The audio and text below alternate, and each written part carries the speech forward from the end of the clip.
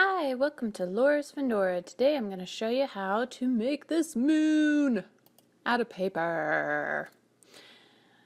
It's pretty sweet. I'm doing this for a scout skit that we're performing for a pack meeting. Anyways, okay, so you get a platter that's circle and you put it in a bag so you don't destroy the platter. And then I used like a towel, or you could use a blanket, and I stuffed it in there to give it the round shape. And then I mixed the paste ingredients together, which is a cup of water and a cup of Elmer's glue. Stirred that really well, made sure I had it all mixed very well, and kind of warm water mixes better than cold water with the glue. Then I dipped paper strips into the paste and put it over the plastic shape, and I let that dry overnight.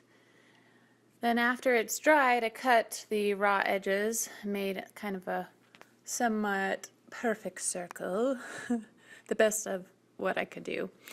And then after that, I started painting.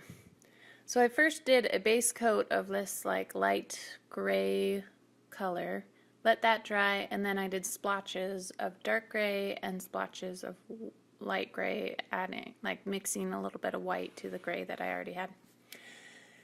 And then after that dries, I got a Sharpie marker and added the detail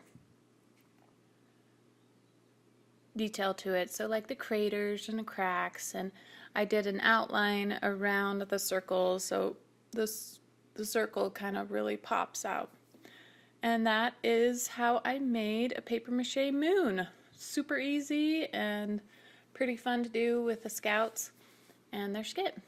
Hope this gives you ideas of if in case you need a moon for some play or decoration or even like a Halloween party. I hope this helps you out. But thanks for watching, and please subscribe.